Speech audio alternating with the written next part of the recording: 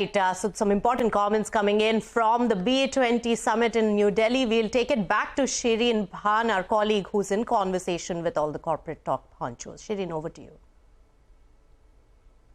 Hello and welcome to our special coverage here from the B20 Summit in the capital. I'm Shereen Bhan and it is my pleasure to welcome on the program the Global CEO of Adobe, Shantanu Narayen. Shantanu, always a pleasure. Many thanks for joining us here in India.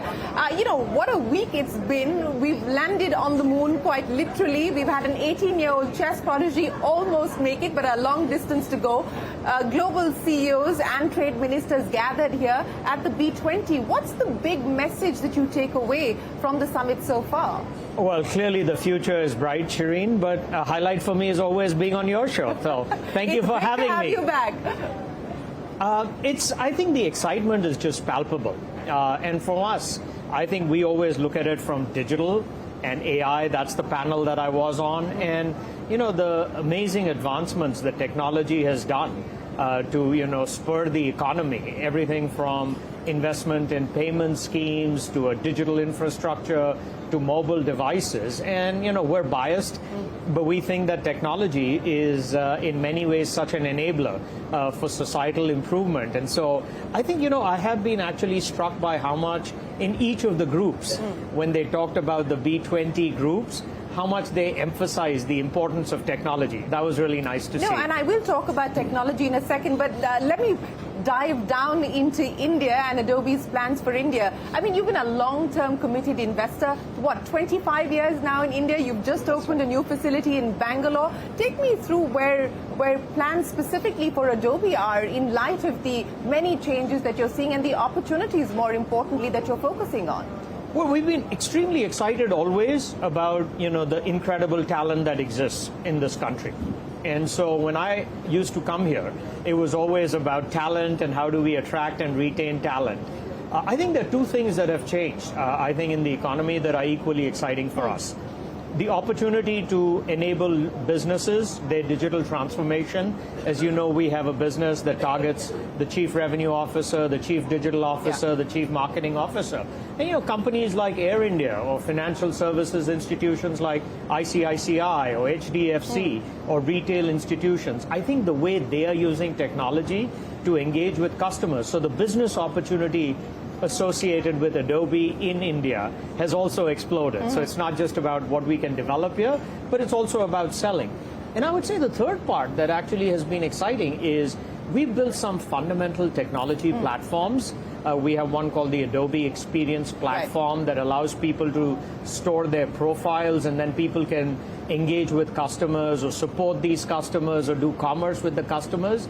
So I think the startup ecosystem and how we can also engage with the startup ecosystem to build solutions on top of Adobe. So, it's no longer a one-trick pony. There's so many facets of the growth here. No, it's certainly not a one-trick pony. So let me pick up on the market opportunities that you spoke of. And given the fact that this is today one of the fastest large economies in the world, what could that mean in terms of revenue potential? I mean, how much do you think India is going to be able to contribute to revenue for Adobe globally over the next few years? Well, when we think about Adobe in totality, we have over $100 billion addressable market opportunity. And certainly, the business in India today is not where we want it to be, but the growth is tremendous. And so when we think about the growth opportunity, we don't break up by country, because... I know, but I was still trying to get a flavor of what it could potentially mean. There's no reason why it shouldn't be in the billions of dollars over time. I mean, when you look at the economy, when you look at the businesses, I was talking to Bajaj Financial Services, and you look at the growth that they're having. So, I mean, for all of these Indian companies, the world is their oyster. And, we have a multi-billion-dollar digital marketing business. So there's no reason why India shouldn't be one of the major regions for that. Let's now talk about technology, and the themes here continue to be around the digital transition that we're seeing, how India is poised within that, and of course what AI is potentially going to do. Now, how do you see AI? There is plenty of euphoria. There's also the call for guardrails to be put in place. Where are we in that transformative phase of AI as of today? If you think about the amount of attention globally that the entire computer industry is placing on AI. That's why I think you're seeing these transformative leaps. And I've been in this business for a long time. I really haven't seen the kind of progress in any other field like I'm seeing in AI. For us, it first starts with creativity. You know, people fear the blank screen when you want to create a movie production or when you want to write a report. And so I think the ability for AI to enable this creative expression to really explode, because every K through 12 student or the largest enterprise in the world has ideas. And if we can help them bring those ideas to life with AI, because generative AI in particular, which is all the buzz, really enables you to start to describe what you want to create.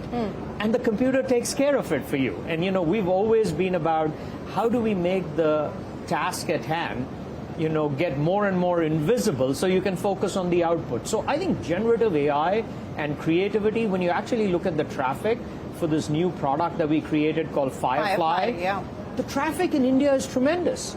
And I think it just represents the innate interest.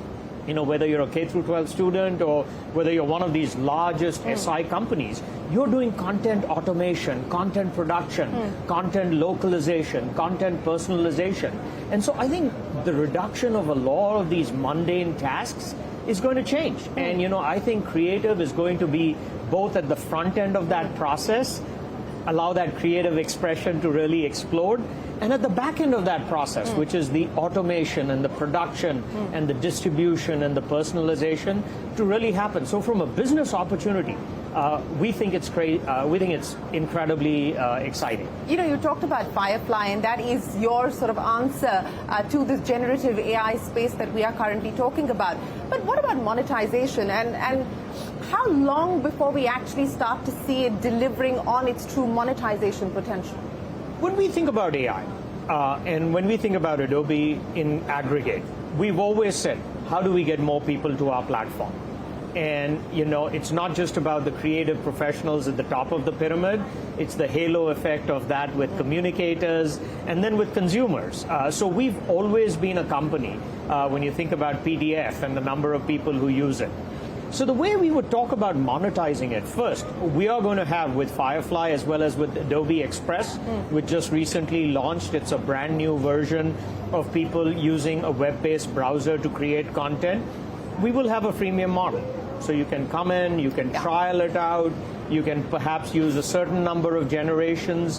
And then for all of the products that we have, I mean, I think what's really taken the world by storm is this feature called generative fill in Photoshop, where within a Photoshop composition, you can suddenly say, I just want to change a layer within Photoshop. So I think the value for our creative professionals, both in terms of enabling more people to the platform as well as retention, because now they're getting more value for it. And then I think credit packs.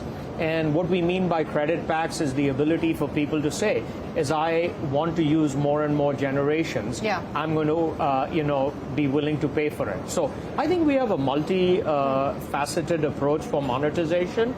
But right now, the excitement is about getting people to the platform, building the absolutely best foundation models.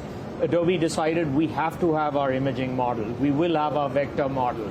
We will have our video model. And then the interfaces, which is what individuals like you and me use to create this, how do we embed it in that? You know, as all right, that is a very interesting chat with the Adobe CEO, Shantanu Narayen, talking about the big potential that he sees in India. He's saying that the Adobe business could be in the billions of dollars in India, and of course talking about that massive AI push. There's lots more that we're tracking for you in just a bit, but for now, let's get into a short break. We'll be back in 2.